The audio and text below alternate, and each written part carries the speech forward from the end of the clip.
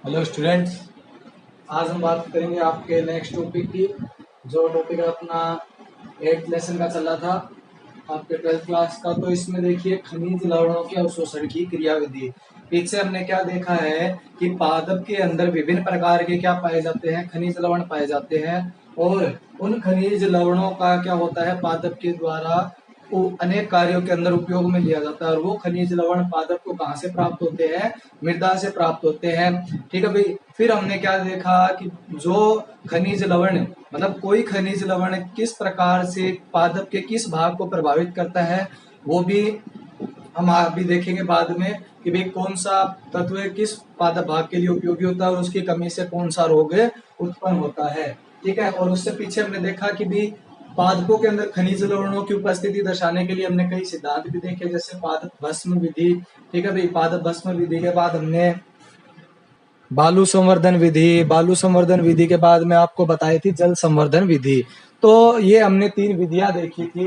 इन तीनों विधियों के अंदर हमने आयन की जो उपस्थिति है उसके बारे में क्या लगाया था, पता लगाया था। देखिए, भस्म विधि के द्वारा हम ये पता नहीं लगा सकते हैं कि भी पादप का मतलब उसके अंदर ये तो पता लगा सकते हैं कि ये पादप मतलब पादप के अंदर ये खनिज तत्व उपस्थित है। परंतु हम बालू संवर्धन और जल संवर्धन से ये पता लगा सकते हैं कि इस खनिज तत्व के अभाव रखने से मतलब इस खनिज तत्व को अगर पादप को नहीं दिया जाए तो उसके अंदर पादप के अंदर किस प्रकार का रोग उत्पन्न हो सकता है। ये हम किससे पता लगा सकते हैं, बालू संवर्धन और जल संवर्धन से पता लगा सकते हैं। फिर हमने बताया आवश्यक अनावश्यक खनिजों के बारे में। ठीक है भाई। 17 खनिज होते हैं जिसमें से 9 तो आवश्यक होते हैं और 8 कम आवश्यक होते हैं। मतलब एक तो दीर्घ मात्रिक और दूसरे थे अपने सूक्ष्म मात्रिक। ठीक है भाई। दीर्घ मात्रिक जिनकी अधिक मात्रा में आवश्यकता थी और सूक्ष्म मात्रिक जिनकी सूक्ष्म मात्रा में आवश्यकता थी पादप को। अब हम देखते हैं खनिज लवणों का अवशोषण। पादप खनिज लवणों का अवशोषण किस प्रकार से करता है। आपने पीछे जब जल अवशोषण की क्रियाविधि पढ़ी तो उसके अंदर हमने क्या देखा, पहले वैज्ञानिक क्या मानते थे कि भी जो जड़ होती है, जड़ के अंदर जल के अंदर घुलनशील रूप में क्या होते हैं, खनिज लवण उपस्थित घुलकर क्या होते हैं, पादप को प्राप्त होते हैं। केवल जल का ही अवशोषण नहीं होता। अब देखिए, जल के साथ जो खनिज लवण होते हैं वो विलयन के रूप में क्या होते हैं, इसके अंदर अवशोषित किए जाते हैं जड़ के द्वारा। परंतु जल को अवशोषण करना व खनिज लवणों का अवशोषण करना, देखिए विलयन का जब जड़ अवशोषण कर रही है तो उस विलयन का तो अवशोषण कर रही है, परंतु जल तो अपनी जगह अवशोषित हो रहा है। जड़ के द्वारा जल तो अपनी जगह अवशोषित हो रहा है और जो खनिज लवण है वो अपनी जगह अवशोषित हो रहे हैं। मतलब एक विलयन के अंदर ये जो दोनों जो पदार्थ है अपने विलायक विलेय, ये दोनों ही अलग अलग रूप से क्या होते हैं, आपका जो इनको क्या किया जाता है, अवशोषित किया जाता है। जल को आपने देखा मूल रोम के द्वारा क्या किया जाता है, अवशोषित किया जाता है। परंतु जो खनिज लवण होते हैं उन खनिज लवणों का की जो जड़ होती है उस जड़ के कोशिका विभाजन क्षेत्र व दैर्ध्य वृद्धि क्षेत्र से क्या क्या क्या किया जाता है, अवशोषण किया जाता है। जब हमने जड़ की संरचना पढ़ी थी तो उसके अंदर आपको बताया था सबसे शीर्ष का भाग मूल गोप से पीछे का भाग था कोशिका विभाजन क्षेत्र, फिर था दैर्ध्य वृद्धि क्षेत्र। तो उनके द्वारा किनका अवशोषण किया जाता है, खनिज लवणों का अवशोषण किया जाता है। ठीक है जी। मतलब जल तो अपनी जगह अवशोषित हो रहा है, खनिज लवण अपनी जगह अवशोषित हो रहे हैं, परंतु ये जल के अंदर घुलकर क्या हो रहे हैं, अवशोषित हो रहे हैं। ठीक है जी। अब देखिए, जल खनिज लवणों का अवशोषण भी 2 प्रकार से बताया गया है। इनके अंदर पहला तो बताया गया है निष्क्रिय अवशोषण। मतलब निष्क्रिय अवशोषण कि भाई जड़ के द्वारा ऐसे ही बिना ऊर्जा खर्च किए ही खनिज लवणों का अवशोषण कर लेना क्या कहलाता है, निष्क्रिय अवशोषण कहलाता है। जैसे निष्क्रिय जल अवशोषण पढ़ा था हमने, तो उसके अंदर हमने क्या देखा था कि भाई जल का बिना ऊर्जा खर्च किए जल को सीधे क्या कर लेना, अवशोषित कर लेना, वो क्या कहलाता है, अपना निष्क्रिय जल अवशोषण कहलाता है। और सक्रिय जल अवशोषण में आपको पता ही है कि सक्रिय जल अवशोषण के अंदर हमने क्या किया था कि भी ऊर्जा खर्च करके पादप क्या करता है, जल का अवशोषण करता है। उसी प्रकार से ऊर्जा खर्च करके किसका अवशोषण किया जाता है, खनिज लवणों का अवशोषण किया जाता है। ये कौन बताता है, सक्रिय अवशोषण सिद्धांत बताता है। ठीक है। पहला इसमें जो सिद्धांत दिया गया था वो था अपना सहती प्रवाह सिद्धांत। तो जो अपना सहती प्रवाह सिद्धांत है वो क्या कहता है कि भाई इस सिद्धांत के द्वारा, इस सिद्धांत के अंदर क्या होता है, वाष्पोत्सर्जन आकर्षण या खिंचाव के प्रभाव के कारण जल के मात्रात्मक प्रवाह के साथ जड़ द्वारा आयनों को भी क्या किया जाता है, ग्रहण किया जाता है। तो इस सिद्धांत के अंदर हम क्या देखते हैं कि इस सिद्धांत के अंदर जो जड़ के द्वारा जब जल का अवशोषण किया जाता है, देखिए पादप के अंदर वाष्पोत्सर्जन की क्रिया होती है, तो वाष्पोत्सर्जन की क्रिया होगी तो क्या उत्पन्न होगा, पादप के अंदर वाष्पोत्सर्जन, खिंचाव, वाष्पोत्सर्जन आकर्षण उत्पन्न होगा, और इस वाष्पोत्सर्जन आकर्षण बल के कारण किसका अवशोषण होता है, जल का, और जल के साथ ही किसका अवशोषण कर लिया जाता है, खनिज लवणों का अवशोषण कर लिया जाता है। ये किस सिद्धांत के अनुसार है, सहती प्रवाह सिद्धांत के अनुसार। मतलब जब वाष्पोत्सर्जन आकर्षण प्रभाव लगता है या बल लगता है तो उस समय खनिज लवणों का निष्क्रिय रूप से अवशोषण कर लिया जाता है। ठीक है भाई। अब नेक्स्ट है अपना आयन विनिमय सिद्धांत। तो आयन विनिमय सिद्धांत क्या कहता है कि आयन विनिमय सिद्धांत कहता है कि आपने देखा है कि भी जो पादप है ये तो मान लीजिए अपनी जड़ है, और जड़ के बाहर यहाँ पर क्या उपस्थित होता है, अपना विलयन। ठीक है, इस विलयन के अंदर मतलब जल के अंदर खनिज लवण है। तो यहाँ पर देखिए आयन विनिमय नाम क्या है भाई, आयनों का क्या होना, विनिमय होना। मतलब मूल की कोशिकाओं के द्वारा आयनों का बाह्य भूमि के अंदर मतलब मृदा के अंदर जो आयन उपस्थित है उनसे क्या होना, विनिमय होना। ठीक है। तो अब जैसे इस सिद्धांत के अनुसार क्या बताया गया कि मूल की कोशिकाओं के द्वारा, ये मान लीजिए मूल की कोशिका है, मूल की कोशिकाओं के द्वारा धनायन को धनायन के द्वारा क्या होगा, विनिमय होगा। मतलब धनायन का धनायन के द्वारा विनिमय होगा, और ऋणायन का ऋणायन के द्वारा क्या होगा, विनिमय होगा। मतलब ऋणायन को ऋणायन के सांद्रता प्रवणता के विरुद्ध अवशोषित किया जाएगा, और धनायन को धनायन की सांद्रता प्रवणता के विरुद्ध अवशोषित किया जाएगा। मान लीजिए अंदर धनायन की कमी होगी तो बाहर से जड़ों के द्वारा धनायनों को क्या किया जाता है, ग्रहण किया जाता है, और इसी प्रकार से ऋणायनों का क्या होता है, अवशोषण होता है। तो ये किस सिद्धांत क्या था, आयन विनिमय सिद्धांत कि धनायन तो धनायन के विरुद्ध क्या होगा, अवशोषित होगा, और ऋणायन ऋणायन के द्वारा क्या होगा, अवशोषित होगा मूल वंश की कोशिकाओं के द्वारा। और नेक्स्ट अपना सिद्धांत है डोनन का साम्य अवस्था सिद्धांत। तो डोमन का साम्य अवस्था सिद्धांत क्या कहता है कि यह सिद्धांत डोनन ने दिया और उसने बताया कि यह अविसरणशील अथवा स्थिर आयनों के प्रभाव पर आधारित है। डोनन साम्यावस्था का महत्व इसलिए भी है क्योंकि यह कोशिका में सांद्रता प्रवणता के विरुद्ध तत्वों का क्या करता है, एकत्रण करता है। ठीक है, ये सिद्धांत दिया था डोनन ने, और इन्होंने क्या बताया कि अविसरणशील अथवा स्थिर आयनों के प्रभाव पर ये क्या है, आधारित है, और ये क्या होता है, सांद्रता प्रवणता के विरुद्ध क्या होता है, आयनों का इसके अंदर अवशोषण होता है। ठीक है, डोनन साम्यावस्था सिद्धांत, इस सिद्धांत के अनुसार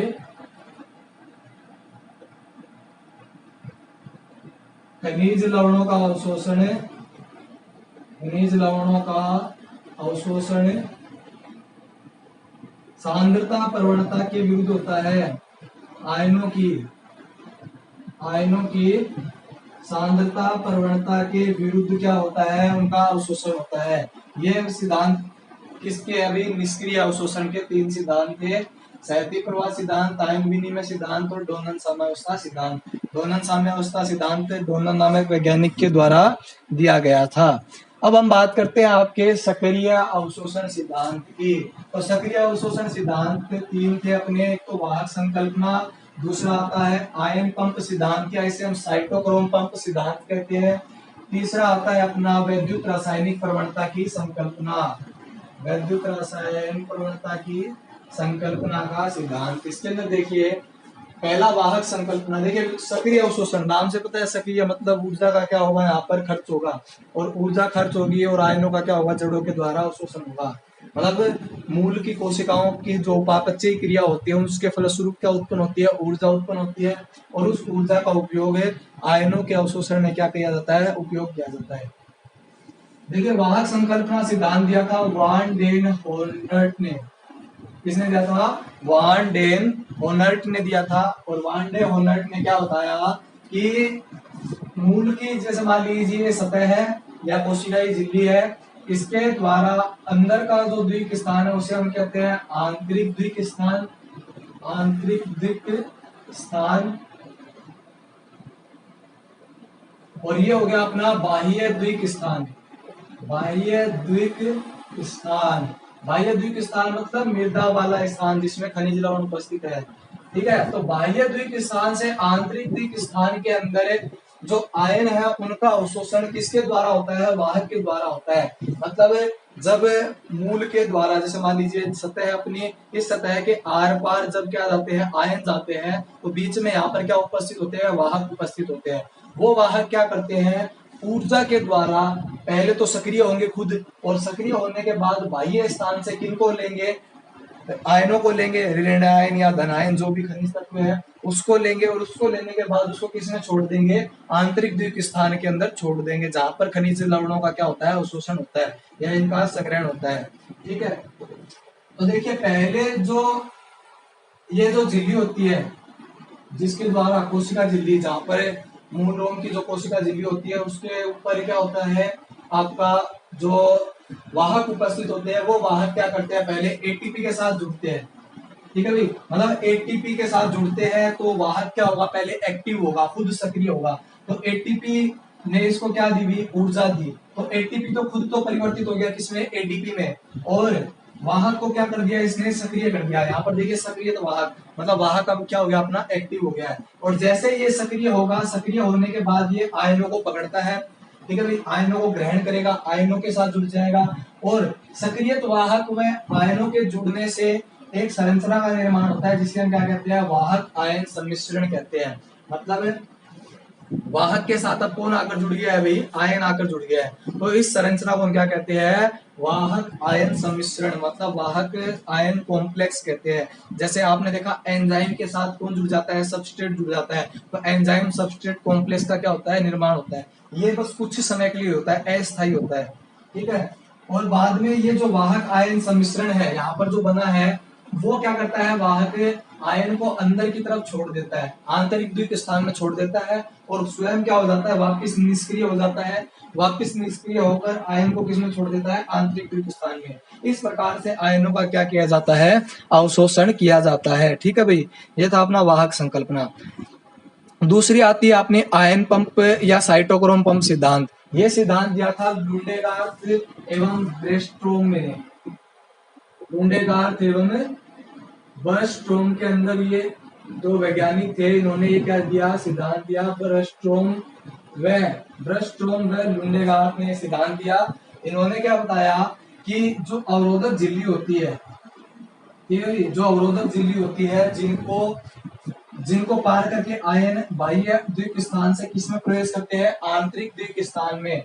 उस स्थान पर एक वाहक पाया जाता है जो क्या होता है? साइटोक्रोम होता है। जो क्या होता है? साइटोक्रोम। देखिए बीच का जो स्थान दर्शाया है वो अपन ने, वो है अवरोधक झिल्ली।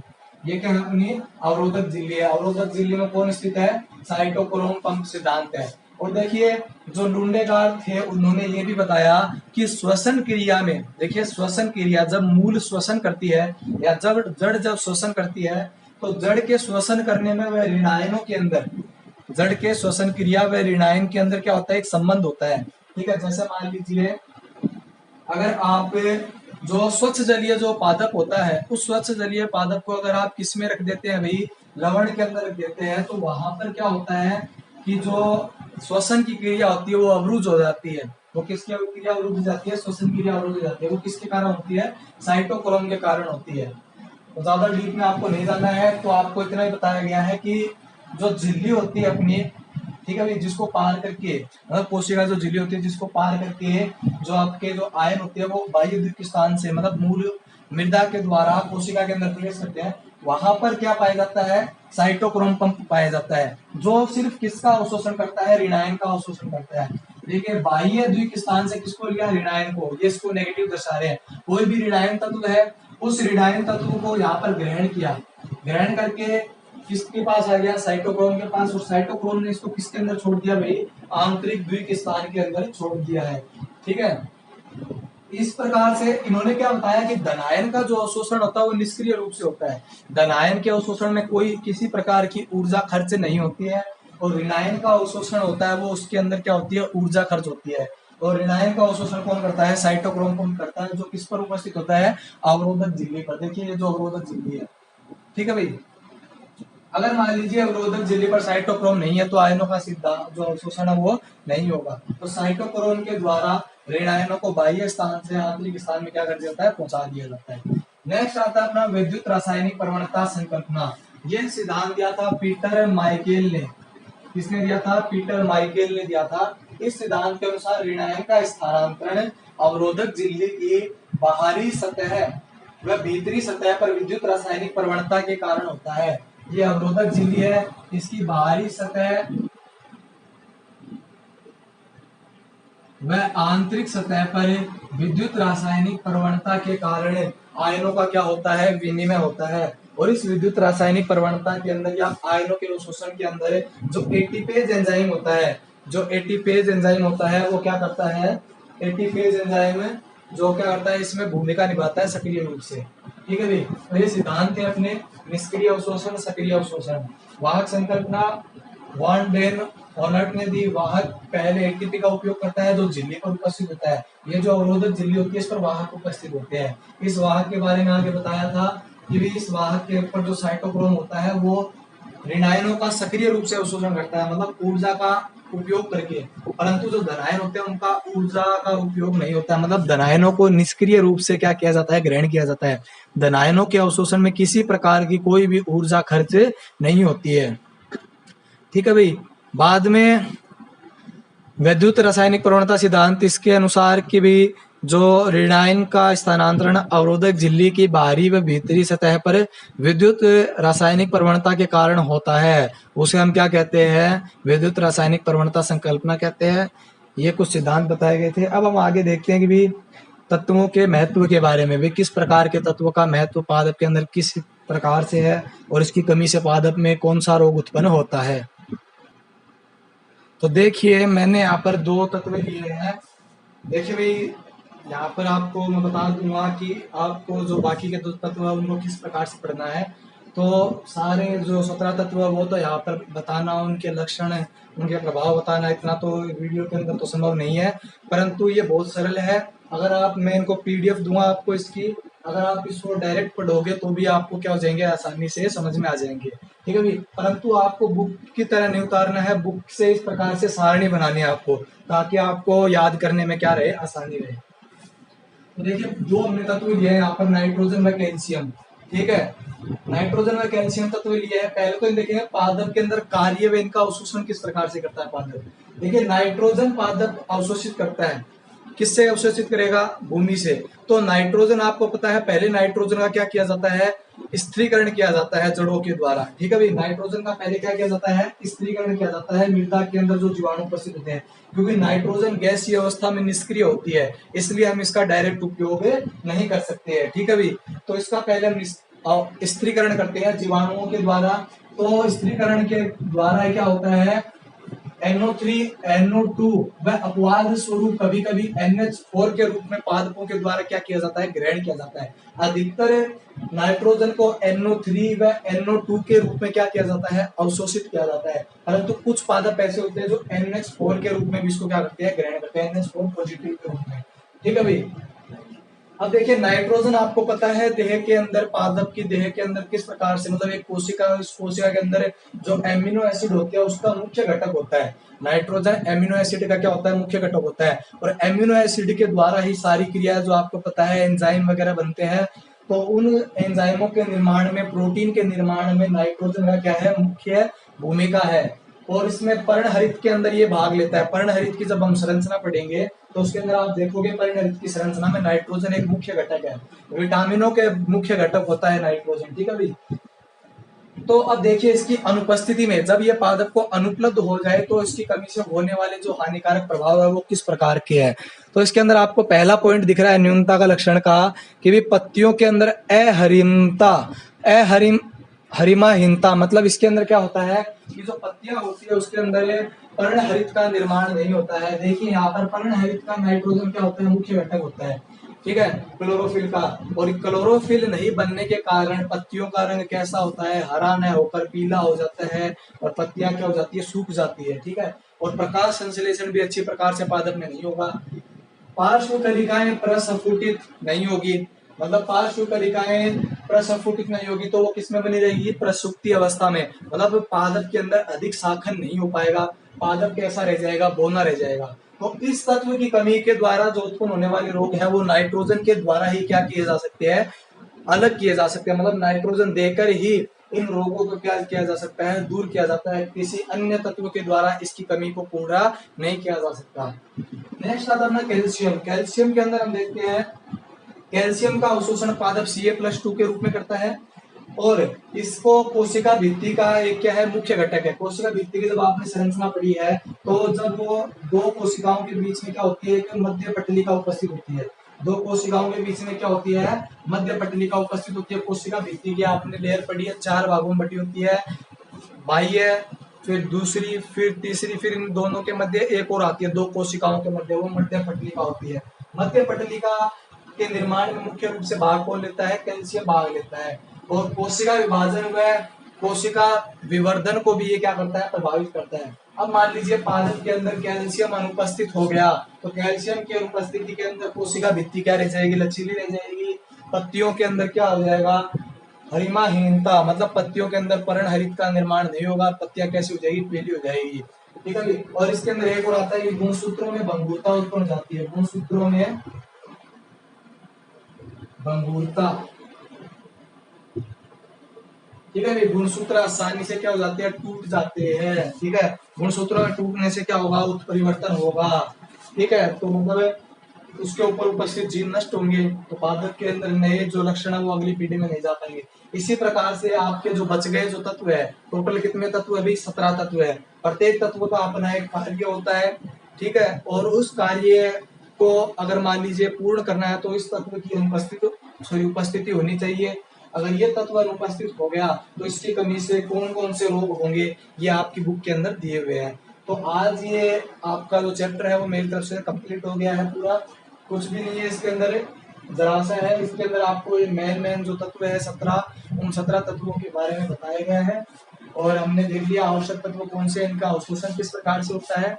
तो आपकी जो पहली जो दूसरी यूनिट है, पहली दूसरी यूनिट फर्स्ट और यूनिट सेकंड दोनों क्या हो गई है, कंप्लीट हो गई है। यूनिट फर्स्ट व सेकंड दोनों क्या हो गए, कंप्लीट। यूनिट फर्स्ट के अंदर आपके जो 4 लेसन थे वो हो गए कंप्लीट और इसके अंदर कितने थे, 5 लेसन थे, वो भी कंप्लीट हो गए। तो टोटल है 9 लेसन तो यहाँ पर हो गए आपके, ठीक है। 9 तक के लेसन कंप्लीट हो गए हैं। फिर हमने यूनिट कौन सी स्टार्ट की थी, यूनिट नंबर है 9। यूनिट नंबर जो 9 है इसके अंदर 3 लेसन है।